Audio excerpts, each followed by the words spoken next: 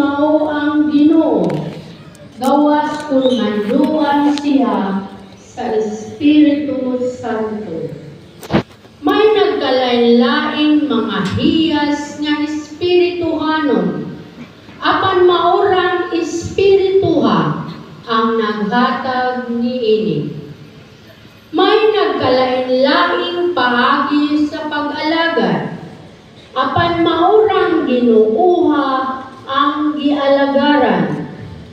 May nagkalain-laing katakos sa pag-alagad, apan usara ka Dios ang naghatag og katakos sa tagsa-tagsa alang sa tanang pag-alagad. Ang matag usa gihatagan og pipila ka ilhanan sa presensya sa Espiritu alang sa kaayuhan sa tanan. Kay si Kristo sama sa usa ka lawas nga may daghang bahin, apan usa ra ka lawas bisan kung nagkalain-lain ang mga bahin niini. Sa samang pagkaagi, kitang tanan, mga Hudiyo o mga dili Hudiyo, mga ulipon o mga dili ulipon, gibunyagan diha sa usa ka lawas, pinaagi sa mao gihapong Espiritu, o gipainom kitang tanan sa usa ka Espiritu. Ang pulong sa Ginoo. Salamat sa Diyos.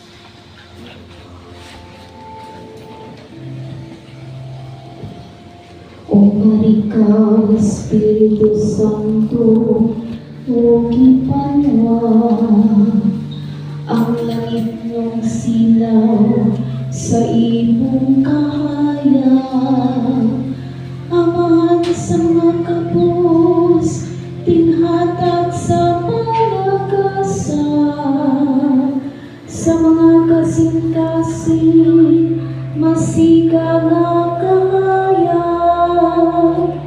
Ikaw mao ang maglilipay, labing higpit, sa kalat-kalat ug tamis, di natin tinapin. Parayan ka, tinasa tanang kabutlay, sa kainiting bugnaw, sa kagulanang tinglipay, ubulahang kahayag, tubaga ang kasing-kasing, sa imong katawahan, nga kanimo nagatuo.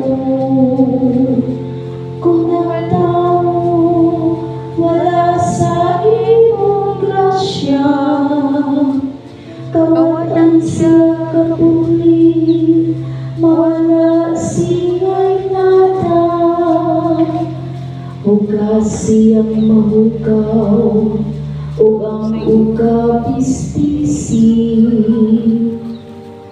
ug unya ang tanang nasamdan tambalin, ang naisala ang tuntuni, ang matikahon mo ka, ug ang mabugnaw nga kalainita, ihatag sa nagatuo kanimo ang imong pito kagasa nga sagrado. Ganti sila tungod sa mga buhat nga maayo, hatagi sila sa kamatayon nga sa kaluwasan masiguro. Ikasa nila ang langit ng kabulanan, nga nalutang tugayod sa kanturan. Amen, Alleluia.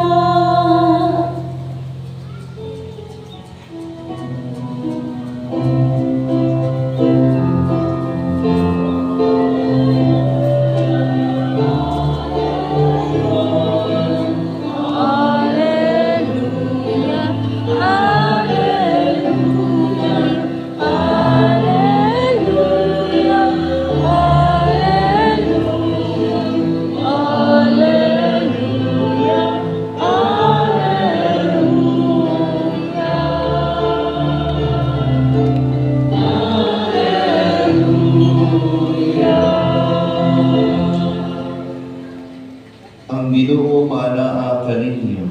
Manaos. Kinudlo gikan sa Santos nga Ebanghelyo sumala ni San Juan.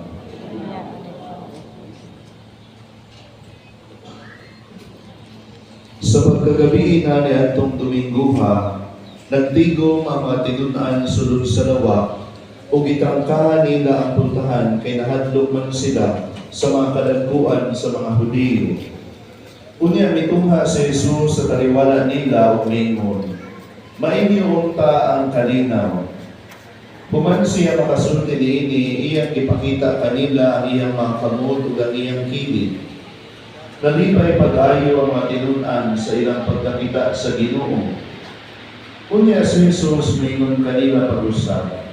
Mainyo ta ang kalinaw. Ingon nga gipadala ako sa Amahan, ako usab nagpadala kaninyo. Gisulti niya kini unya, gihuipan niya sila og giingnan. Dawatan ninyo ang Espiritu Santo. Kung pasayloon ninyo ang mga sala sa mga tao, ipasaylo kini. Kung ang ilang mga sala dili ninyo pasayloon, dili usab kini pasayloon. Ang Ebanghelyo sa Ginoo. Mayong buntag mga igsuon. So pagkadlawa atong gisaulog ang solemnidad sa Pentecostes. No, nining adlaw atong gihandom ang pagkanaog sa Espiritu Santo kadto sa mga apostoles ug sa mahal na Birhen Maria na atong natuog nga giasoy sa atong unang pagbasa. So sa may meaning sa word na Pentecostes. Pente, di ba? Sa Pentagon. Kinakasign sa naa sa Pentagon. Lima. So, 50 days, human, mabanhaw ang atong Ginoo Jesucristo. So, 50 days after, nanaog ang Espiritu Santo ngadto sa mga tinud-an. So, karong adlaw, gitawag ko sa kini o birthday sa simbahan. O din po si Father David. Yan po sa liturgical color sa simbahan, simbolo sa kalayo sa Espiritu Santo. So karon adlaw sa simbahan, birthday sa simbahan. So happy birthday natong tanan. Pag-greet sa imong tupan. Happy birthday natong tanan. Ganong birthday man karon sa simbahan.